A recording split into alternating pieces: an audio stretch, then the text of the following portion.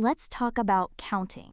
Specifically, counting documents, and how one of the most ordinary things a system does, telling a user how many files they can see, turns into a surprisingly hard performance problem. Today's story is about a technique called count fanout. We take one slow count and split it into pieces that run at the same time. It gives us a real 4.5 times speedup, but the more interesting part is the lesson at the end, the point where doing more in parallel simply stops helping. Stick around for that. Here's the path we'll walk. First, the problem: why counting visible documents is slow in the first place. Then the idea: divide and conquer, splitting the count so it runs across many cores at once. Third, why that split is always exact, never off by one. Then the actual engine and the safety gate that decides when it's allowed to run. After that, what the benchmarks really told us. And finally, the honest ending, where parallelism hits a wall, and what you'd reach for instead. So the problem: in our document archive, every user sees a count, how many documents they're allowed to open.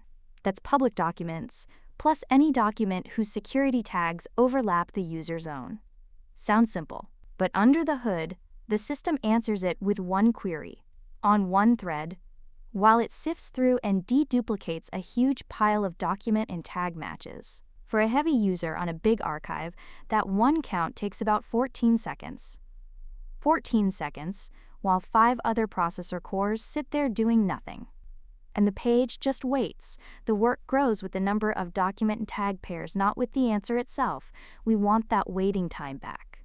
So here's the idea, and it's a classic one: divide and conquer.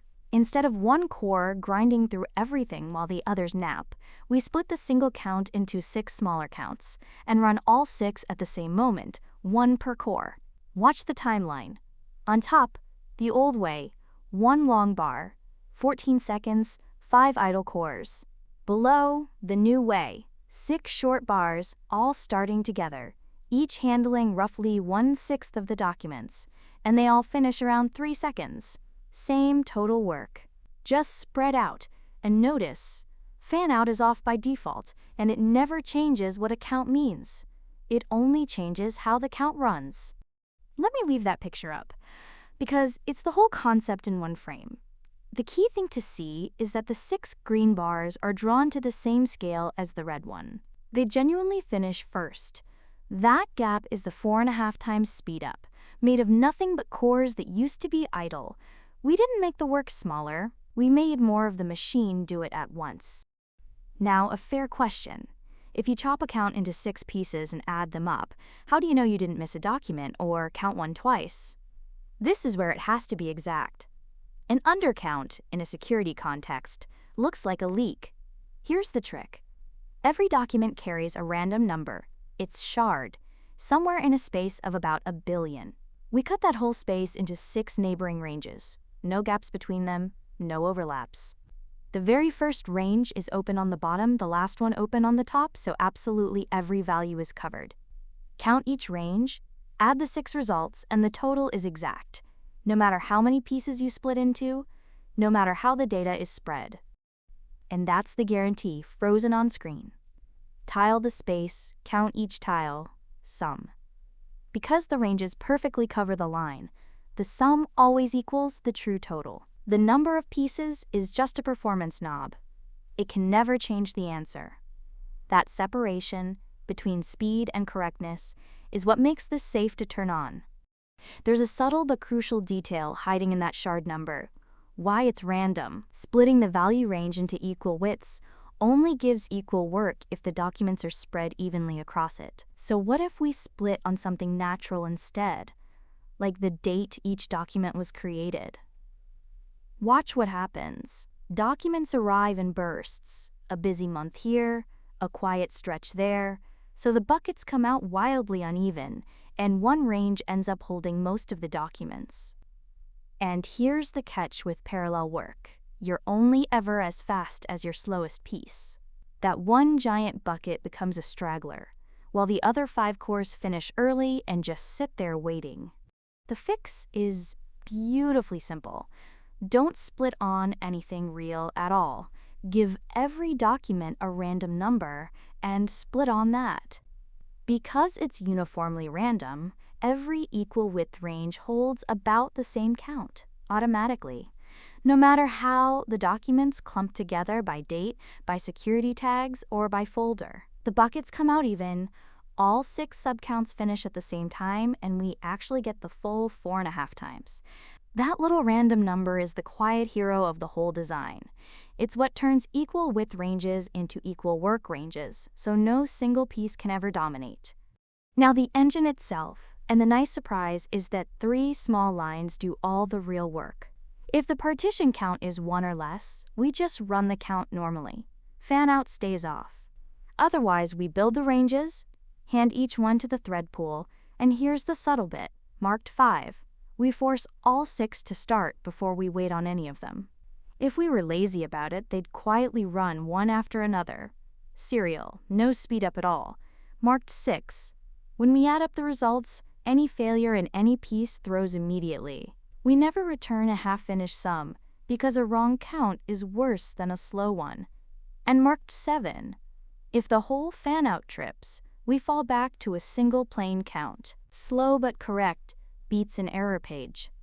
There's one more piece of safety, and it's easy to overlook. Splitting by shard only works if every single document actually has a shard number. New documents might not yet. So there's a gate. A background job quietly stamps a shard onto every document that's missing 1. And before any fanout runs, the gate asks a simple question. Is every document stamped yet? If the answer is no, we play it safe and run the ordinary single count, because an unstamped document would fall through the cracks and never be counted. Only once everything is stamped does Fanout switch on, and that answer is cached, so we're not checking constantly. Alright, does it actually work? It does. We swept the number of pieces from 1 all the way up to 64 on an archive of 128,000 documents. The latency drops steeply at first, then flattens into a floor at around 3 seconds. 6 pieces is the sweet spot, the knee of the curve. Pushing past it buys you almost nothing, because at that point you're no longer waiting on processor cores, you're waiting on the database. More pieces just means more work fighting over the same bottleneck. But here's where the story turns. Watch what happens as the archive grows. At 128,000 documents, Fanout is 4.5 times faster. Wonderful. At 240,000, still strong. But by 480,000, the 2 lines meet. Fanout is no faster than the plain count.